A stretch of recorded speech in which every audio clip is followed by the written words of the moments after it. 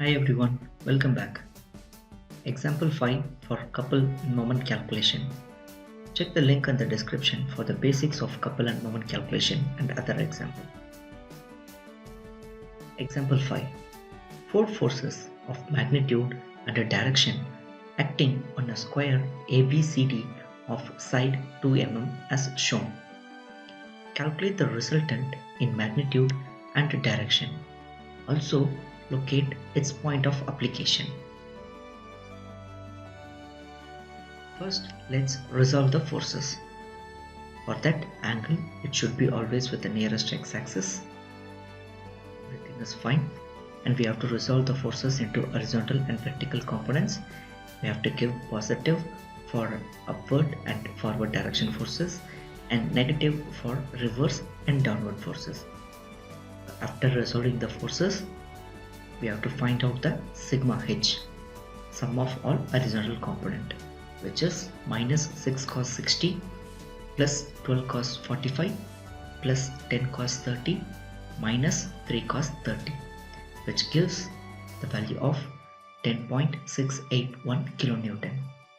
Then resolving all the vertical forces, 6 sin 60 plus 12 sin 45 minus 10 sin 30 minus 4 sin 30, which gives the value of 6.681 kilonewton. Resultant is equal to root of sigma h square plus sigma v square is equal to 12.598 kilonewton. Theta is equal to tan inverse of sigma v by sigma h is equal to 32 degree. Now sigma v represents the y-axis, sigma h represents the x-axis, and resultant lies between these two axes at an angle of 32 degree. If we draw this resultant in the square, it will be like this. And here we have sigma v, sigma h.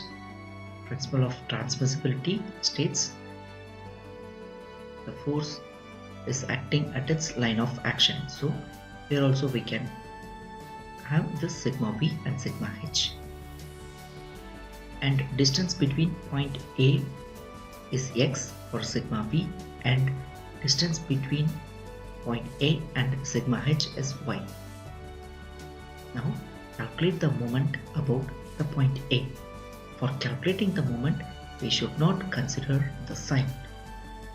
For the forces which we resolved, we have to consider only it is the force which is causing rotation in clockwise direction or counterclockwise direction.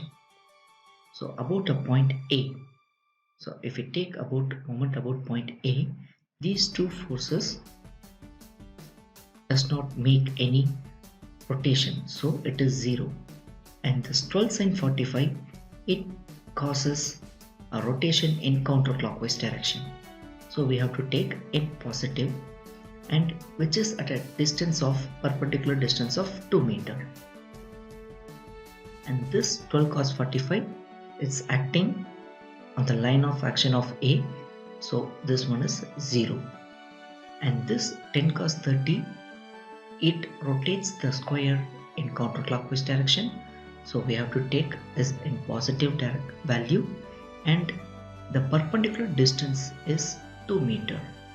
So the perpendicular distance between point A and this line of action is 2 meter, equal to, then this 10 sin 30, it rotates in clockwise direction, so we have to take in negative, and this also acts at a perpendicular distance of 2 meter from point A, so we have to consider the line of action. For this force 10 sin 30, the line of action is from here to here, so the perpendicular distance is 2 meter. Then this 4 sin 30, the line of action is over point A, so this one is 0. And this 3 cos 30, it rotates in clockwise direction, so we have to give negative, and This is at a distance of 2 meter. If we resolve this, we get the value of 17.362 kilonewton meter. Then, if we apply Varignon's theorem, the sum of moment of all the forces is equal to moment of the resultant.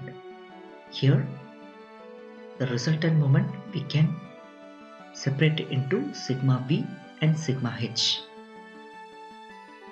We can find the value of x by equating sigma v into x with sigma ma, and we can find the value of y by equating sigma h into y equal to sigma ma.